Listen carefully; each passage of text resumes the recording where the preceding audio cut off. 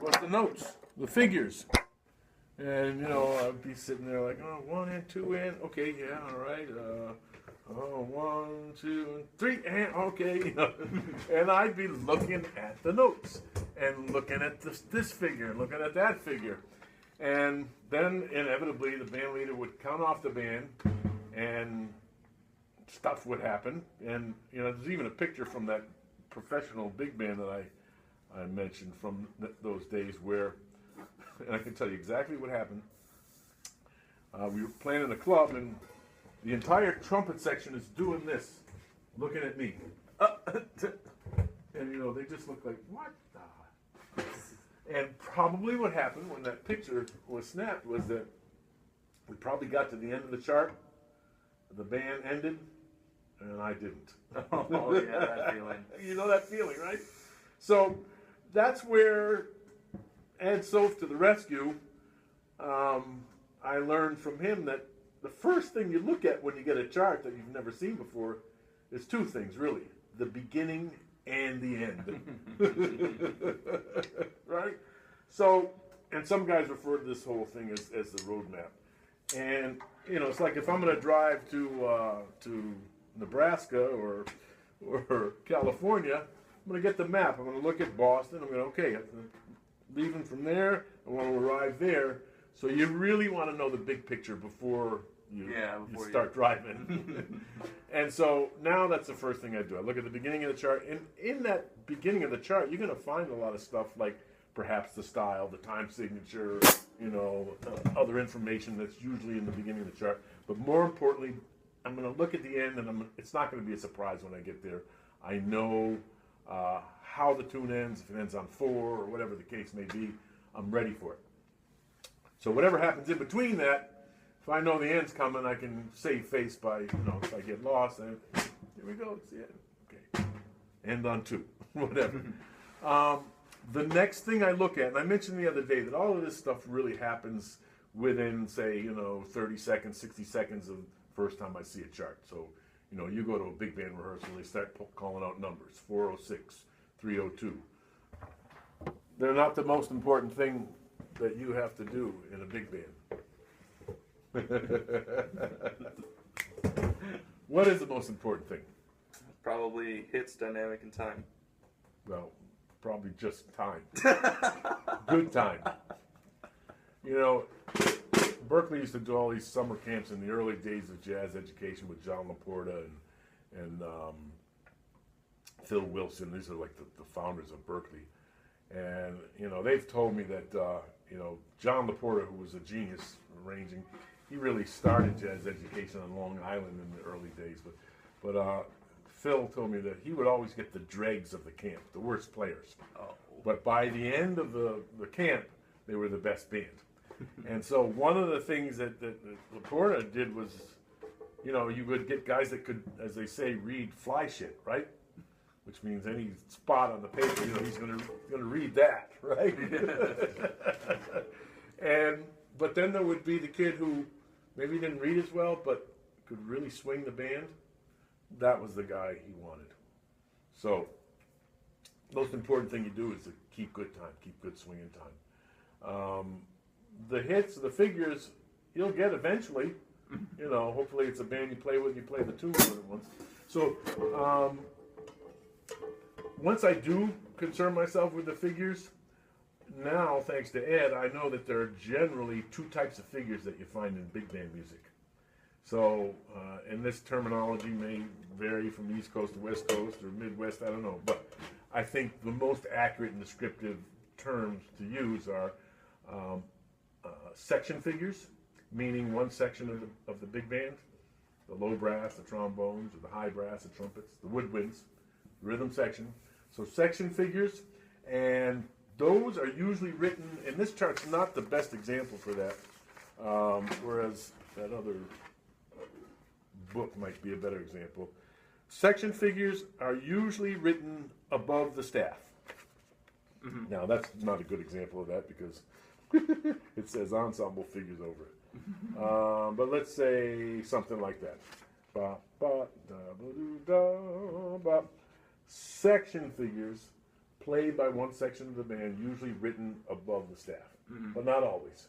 Okay? Right. And the other kind of figures called ensemble or tutti figures, right?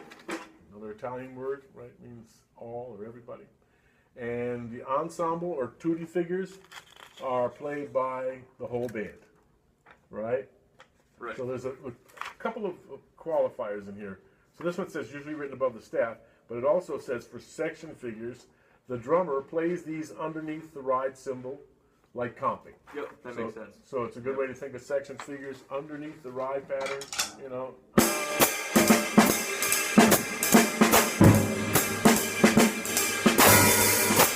You know, comping is a good description for them. Ensemble figures, on the other hand, usually written in the staff, right? But again, not always. But a good example of that, again, would be something like those, right? Clearly written in the staff. I'll flash on that for your camera. Clearly written in the staff. Those are ensemble figures, however, not always, because the same book, there's examples of things written above the staff, but it'll say ensemble next to it, so you know. And what does the drummer do for ensemble figures? Best way to think of it, the drummer gets off the ride cymbal and plays the figures more literally. And that can go a long ways if you really think about it. Get off the ride cymbal, play the figures more literally. Now, of course, along with that comes you know, the part that we always have to work at, and that is not only are you playing the figure more literally, but you're setting up and filling in around those figures, right? Yeah. So I'll try to. So look at this page of articulations here. Can't sing, can't play, and this is from Steve Houghton's book, Studio and Big Band Drumming. Highly recommend you get it. Studio and Big Band Drumming. You know, he studied with Ed Sof too, so that's where this stuff comes from, really. So, you know, when you see, or more importantly, when horn players see eighth notes like that, right? They don't think like us, da da da da da da da da da, right? Right. They think of do ba do ba do ba do ba do ba do, or da ba da ba da ba ba da ba da ba da ba da ba da, right? So these kinds of horn player articulations are going to really lend themselves towards your interpretation and your you know, choices of sounds. So here we got 1, 2, 3 quarter notes there, right? All with a different articulation, although you don't always see those articulations, but they could be a long accented quarter note like do, do, do, do, do, do, do, or D, D, D, right? What does John Raleigh say? Do, do, but no, he said do, do, D, D, D, do, D, D, do, D for like the quarter note ride pattern. D, D, do, D, D. So D or do for a long quarter note. This is our marcato, technically, but if you see that, you want to think of this sound, dop or dat, right? And you know how you going to get that, you might have to experiment a little bit with. Staccato, obviously, I tend to, when I see that, I think of like a stick shot, right? That's my dit sound, so dit. So when you get this book, there's some other exercises that are just rhythms. I don't have a copy of that page, but where you'll be able to go and, you know, dop, dop, da, ba, da, ba, da, dot, and use these articulations. We missed this one, do, dop, or do, dat, or dee, dat, or be, bop, right? Bop, bop, bop, do, dop, you know, dee, dop, bop, do, dop.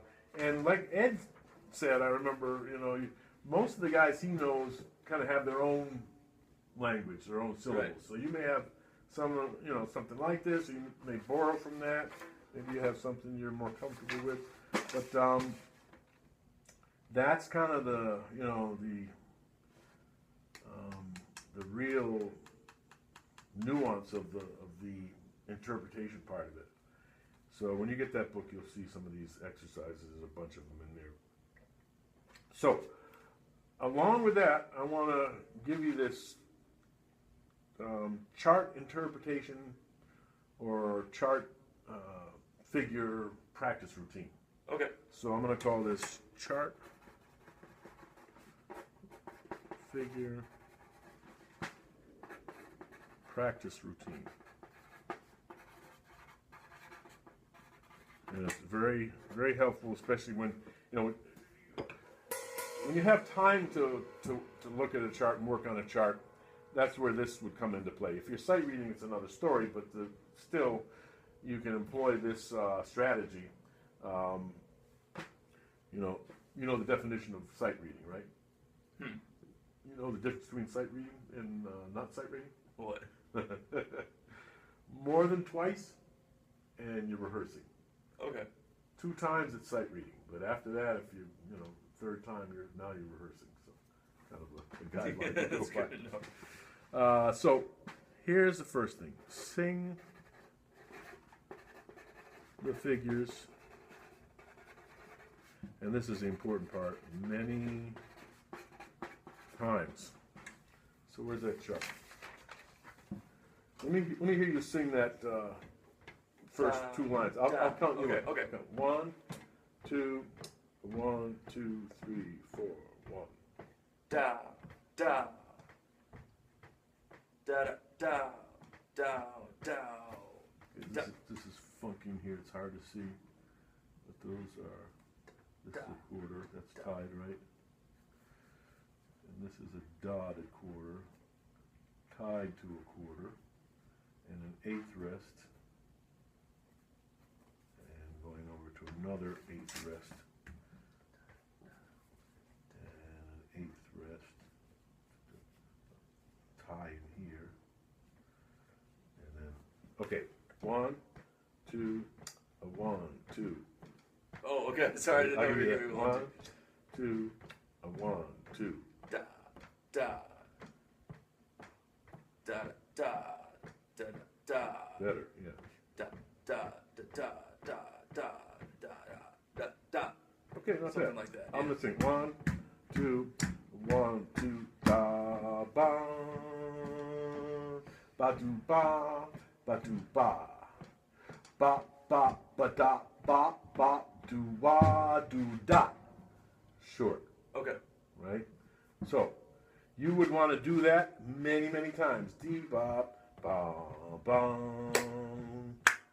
ba do ba do ba ba da ba do da. 1, 2, re go 1, 2 ba da ba do da ba da ba do da. There you go.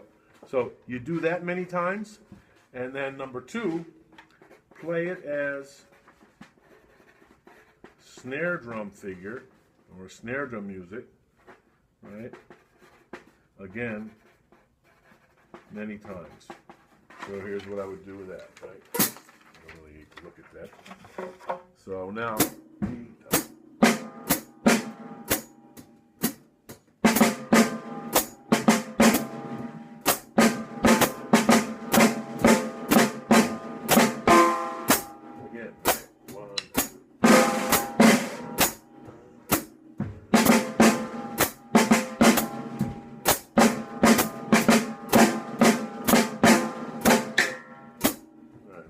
On the end.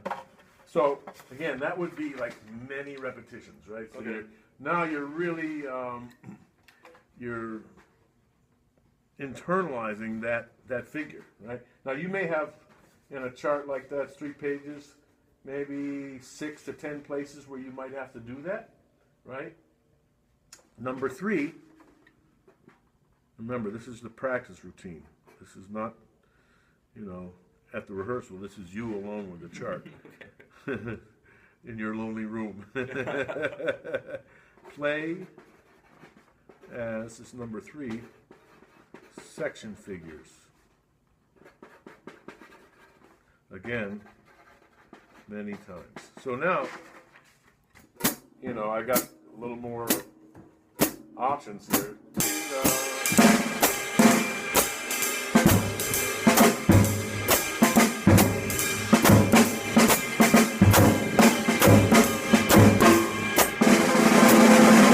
Alright, I'll do it again. So section figures, remember, are underneath the ride pattern.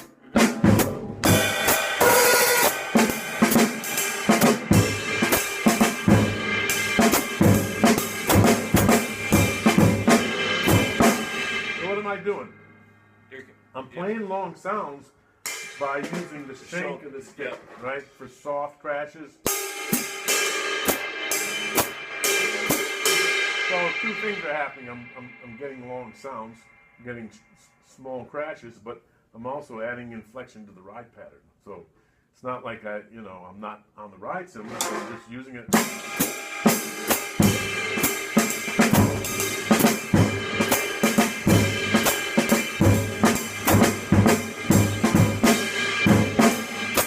So those rules of short notes with short sounds, long notes with long sounds, still apply to the comping, but to the section figures, but it's not as big. I'm not getting off the ride cymbal. I'm not setting it up. I'm rather incorporating the soft crashes with the shank of the stick.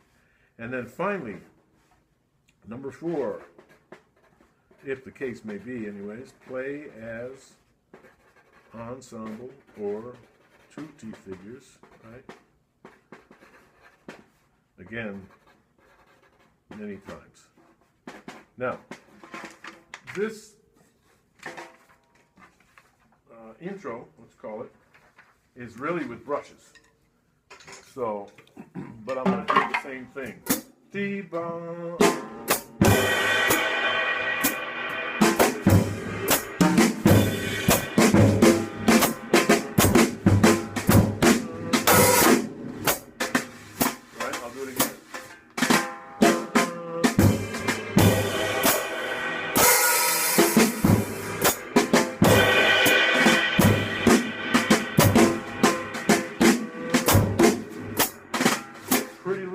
I'll play it as literal as I possibly can. Dee-da.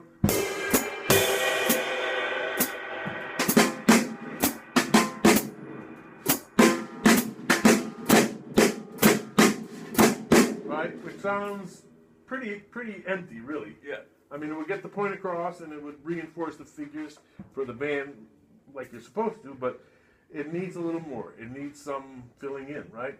So a lot of guys would make the mistake here if they were playing with brushes. They go dee-da, which is working way too hard, right? All that is a long sound. Dee-da, I have to roll through there, and there it is, right? Yeah. So that's one thing. Dee-da. Now, there's a little space in there, so I have the option to go dee-da. The most common filling there is for a dotted quarter-eighth note. Right?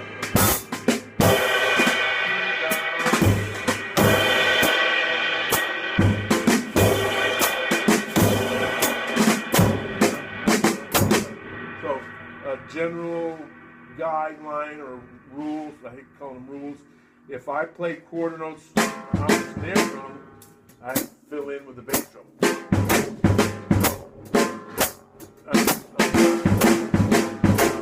Right, so if I play the quarter note with the bass drum, I'm probably going to fill in with the snare drum or the hands at any rate. So instead of just that, I'm going to play or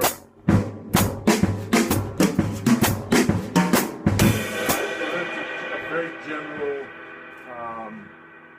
guideline for filling in quarter notes with eighth notes. Right? So, D-da, eventually I'm going to end up with D-da.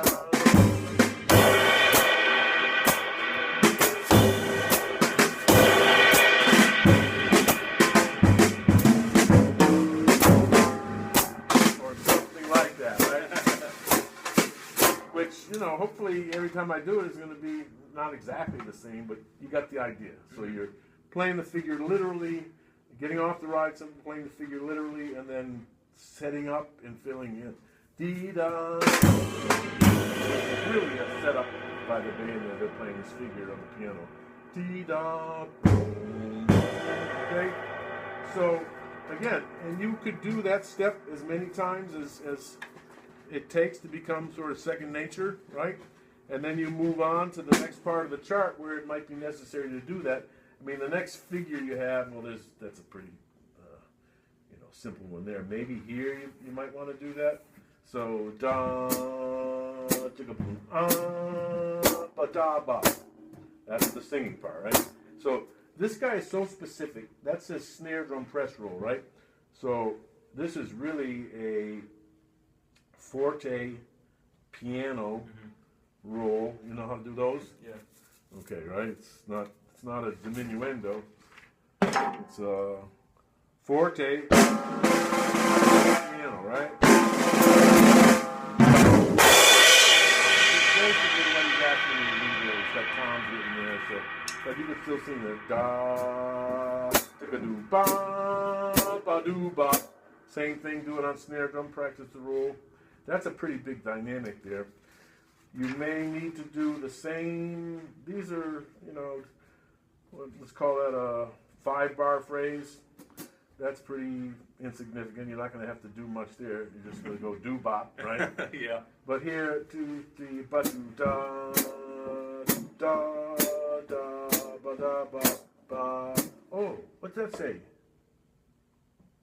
What does that say? It's a straight eighth swing. Now, what he really means is that figure is straight eighth. Okay. Should do it like that. Yeah. And then it's back to swing. So I'll sing it with that straight eighth note figure on that.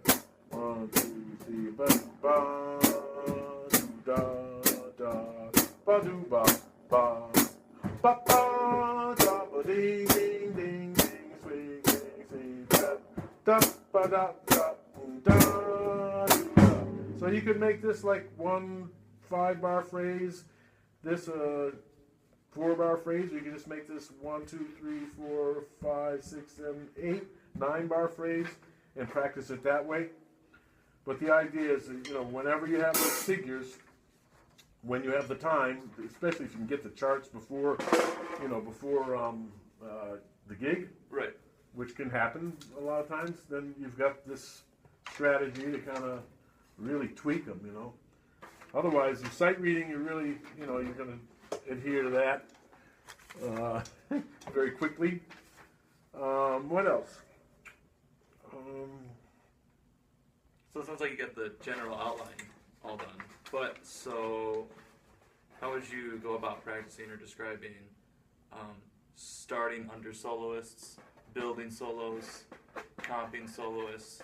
So now, like, get into the more meat of the Well, it's the other stuff you asked about the other day, small band playing. It's true, yeah. Right? And so it's only a big band when the whole band is playing. Right?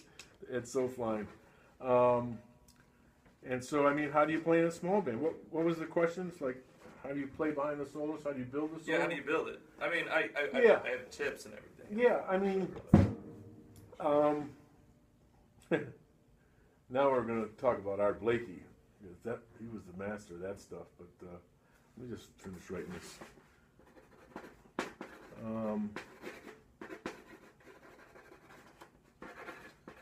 You listen to Blakey at all? Oh yeah. Oh, definitely. And another one of those words of wisdom comes to mind. I don't know if this came from Steve or from Ed.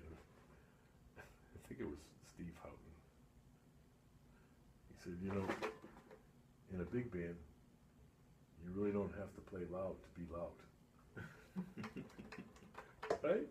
I guess it kind of makes sense, though. Yeah. That takes some of the bashing out of it.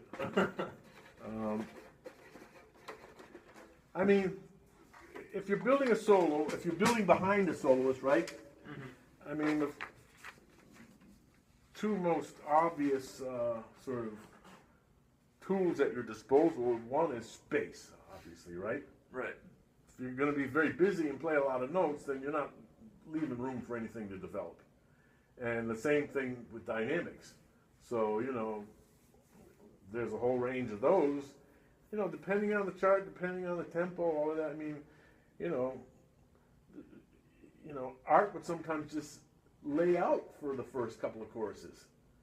That's a dynamic, right? Like, don't play.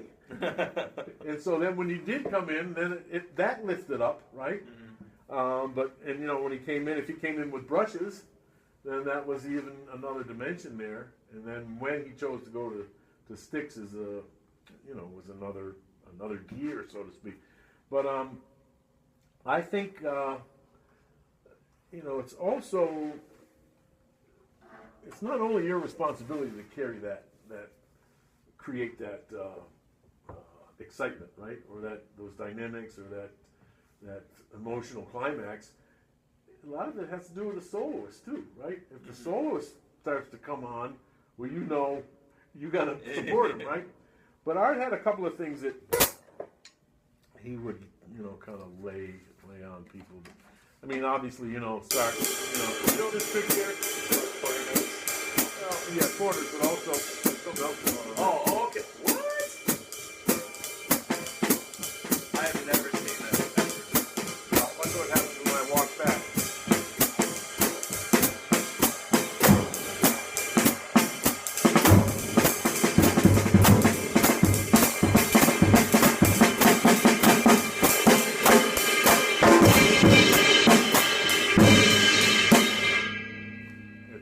So if I play back here, right,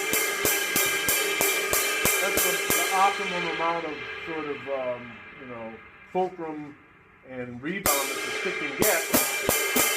And, Alan Dawson used to say, usually when you're playing, if you're too loud, it's usually the ride cymbal that's the loudest thing. So what? I'm gonna start back here, and I'm gonna walk up the stick. Just ride cymbal.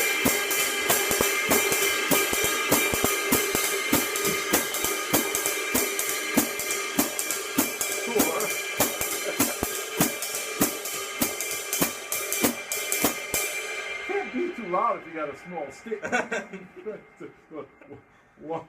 What's the old line of walk?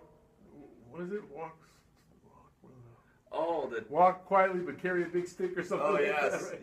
Yep. So there's a whole another range to dynamics, right?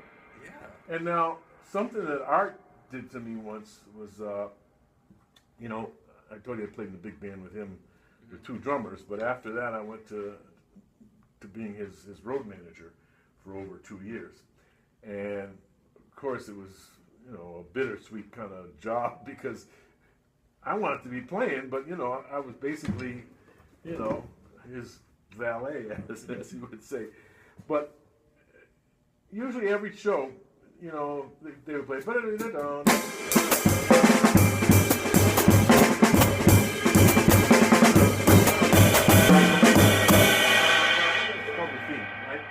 And so at the end of the set, Art would call that tune off, they'd start it, and then he'd get up from the drums and he'd go out to the microphone while the band kept playing. So, here I am, desperate to play. I run out when he goes to the mic and sit on the drums and play the theme, right? And he was cool with it. But one time, the band would always go way, way down, real quiet while he was talking, right? And then when he would, get off the mic, then they'd come back up. And so they did that. This was Wynton Marsalis, Branford Marsalis, Billy Pierce, James Williams. So, and I jumped up there, probably, jumping up cold, not warmed up, and probably faster than I should have been playing. But, so...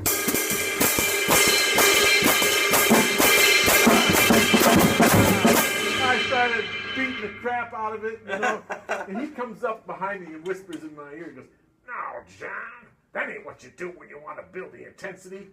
And he took the stick, he did this.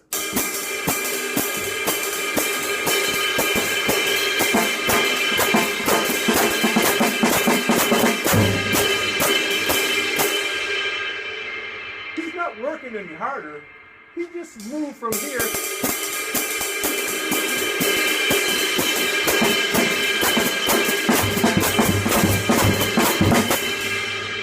the edge of the cymbal. Yeah. You hear that, right? You're up here.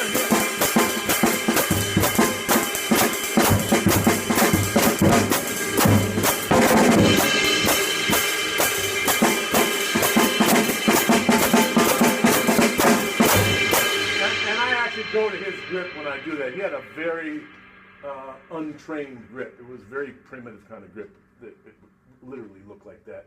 But he got a lot of bounce. Especially when he played some of those faster tempos. If he wasn't really maybe feeling as on top of his game, he would, you know. It was all of that, just the wrist and the rebound. But that's in the air.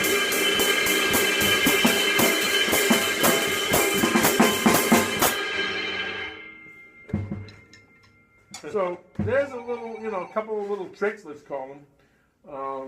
That one, you know, you gotta have the cymbal set up in the right position so that you can do that. But the idea was that, you know, you don't start working harder, or, you know, stay relaxed. And he would say that to me. He'd say, look, he said, I don't know how you're gonna do it. I got my way of doing it, but you gotta relax when you play. You know, easy for him to say. So, I mean, that has to do with dynamics, and you know, there's subtle kinds of you know, dynamic increases or whatever. But I think, you know, if you can, you know, have that in your bag of tricks, so to speak, who knows if, you know, when you might choose to employ it or whatever. But and then the other part of it, like I was saying, is space. You know, you're going to start off with, you know, like I say, you could start from the point that Art would sometimes and just lay out, you know, and let a chorus or two go by without any playing.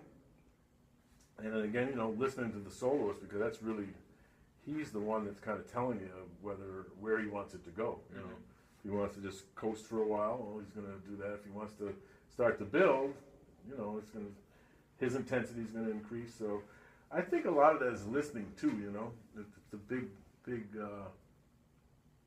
It's everything, really, you know.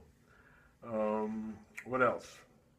You know, and then, you know, if it's big band, a lot of times you get backgrounds and stuff, right? That yeah, you get those, yeah.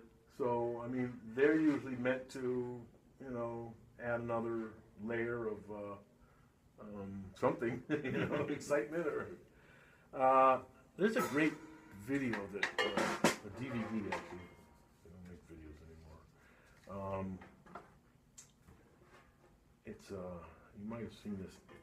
It's from the Drum Channel. You know the Drum Channel? Yeah. I think it's. You can buy it. I think I just misspelled it. I think it's Buddy Rich Up Close or something like that. Oh, is that the one where they like take out some of his microphones and you can just hear the bass drum or whatnot? Well, what they did was they Don Lombardi, who was one of the co-founders and co-owners of Drum Channel, there was this performance of Buddy's band from, I think, the 80s, I don't remember when, and it might have been in Las Vegas or somewhere like that, but someone owned the video tape. It was like a 5-camera shoot or something like that, really elaborate thing, Buddy in a club somewhere. And somebody owned the tapes, and they were sitting on them, but Don bought them. And so he released this DVD, and there are 2 mixes on there. One is called Band Hot, so the band is up in the mix, and the other one is called Buddy Hot. So Buddy is up high in the mix, and you hear everything. I mean, you hear the bass drum, you know, all of it. And plus, with the 5 cameras, or however many cameras, you see everything that he was doing, and it's really, really inside look at Buddy that, you know, I mean, we've all seen video of him, but these are like, you know, close-ups with, you know, his left hand from the camera being right here, and it's really insightful. But if you want big band, you know, sort of reference point, I mean, that's kind of about as good as it gets. And there's interviews on there with the last piano player who played in this band. He talks a lot about, you know, he says stuff like, you know, when you were new in the band, he said, if if you made one little mistake, Buddy caught it. He said, you may make it a second time, but if you made it more than twice, you were gone. So, you know, there's insight, but I mean, to see him up close like that is really, it's really eye-opening, to say the least. You know, and not to say that that's the only style of big band. Mel Lewis is another cat. I love Mel Lewis. Yeah. I mean, his approach was probably the opposite of Buddy. Yeah, Buddy was like military, you know, highly rudimental, chop laden. Yep. Where Mel was like, he was always playing small band. You know, that's why guys like Jeff Hamilton, they talk about him. It was a different approach, but it was a musical approach. You know? Mm-hmm. So, but he came at it, I think, more from, you know, a small band bebop drummer, although he wouldn't probably agree with that. But. So what else? Any other questions? So did I answer your question about shaping soloists or playing behind soloists? Not really. Yeah, kind of. You gave me some ideas, but how about a very general guideline? As I'm playing a big chart for the first time. Mm-hmm. I've never played with this guy before. You know, mm-hmm. Give me kind of where you mentally kind of start. Like, I'm going to start here, mm-hmm. and I'm trying to get here, and these are the steps in between. Yeah. You know what I mean? I think so. I think it's a one-word answer, though. Listening. You know, that's really what it always comes down to. I'll give you another Art Blakey story. When I played in the big band, it was two drummers, right? Art didn't read music. And try this sometime. And so I came to the first rehearsal. He wasn't even there. And the guys were up there, you know, learning the music with charts. Billy Pierce, Bobby Watson, Winton, they all had charts. There were no drum charts. So you can read about some of this in the Art Blakey book that I have. But when we finally did rehearse with the drums, with two drum sets, I had my tape recorder running because I'm trying to learn 20 tunes, and mm-hmm. you know, we had 4 or 5 days of rehearsals before the opening gig at the Bottom Line in New York, right? So I take the tape home at night. I was actually staying at Art's house, and then I'd write my own charts up, right? Just kind of sketches with general, you know, repeats, the form, and hits wherever they were. It was just not detailed, but enough to get me through. Mm-hmm. So I had my own handwritten chart. So the opening night that the band played at the Bottom Line, the guys were up there. The only one who wasn't reading music was Ramsay. So I had a chair down here with my charts on them because I didn't have a music stand. There weren't enough. I don't know what happened, but so I kept my charts on a stand. So we played opening tune, another tune, maybe a couple tunes, and then, you know, Art's drum set was over there. Mine was here in the back. And so after 2 or 3 tunes, he gets up, he comes behind me, goes up to the microphone to introduce the band. It was like an 11-piece band. So then he gets off the mic, called this tune Gypsy Folk Tales. One we hadn't really rehearsed, but it was in the book, so I wrote a little chart to it, right? So he called out on the mic, so I pull the thing, get the chart up. Then he walks behind me and goes, "Play, John." And so what he meant was for me to play the opening drum introduction, which, you know, he always had these sort of opening drum solos that would lead into the tune. You know, oh, right? And so I said, "But Art, I don't really know this tune." He said, "Just play, John." And he walked behind me, walked over to his drum, so I start playing my dumb little drum solo, whatever it was, you know. He sits down at his drum set, he lights a cigarette, and he's watching me, you know. It's like, give him enough rope to hang himself with, right? So I'm playing my solo, you know, and then he gives me the nod for me to stop and for him to take over, right? So he takes over, he starts playing his solo, bing, right? I looked down on the chair, and he had taken my charts and turned them all over.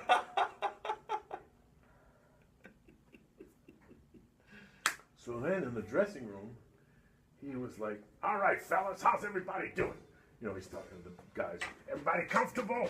And, "Yeah, all right, everybody, yeah, we're cool." He said, "Everybody's playing." He said, "John ain't playing. He's reading." Oh, wait a minute. So his belief was that if you got your face in the paper, you're not really playing from, your soul. And, that was another thing he said, the eyes are the window to the soul. He said, if you got your eyes in the paper, then, something's missing there. And he had a point that, Buddy didn't read either. So I think there's value in reading music for sure. I'm not going to be the last guy to say there isn't, but I think you have to. Joe Hunt would say you have to hear what's on that paper, And so, what's more important is what's going on here than really what's going on there. So the more you can listen, the more you can just use that as a reference, as a guide, and not give too much value to it in that sense. That was always my mistake was to get hung up in the paper. And somehow when you do that, this shuts down, Art would say, another one of his lines was, it didn't occur to me really what he meant until I was reading the chart when he said, "John, you're supposed to see with your ears and hear with your eyes." And I mean, he said that for years before it really, and then one day I was looking at a chart, and I don't know, the band leader said, "Forget the chart.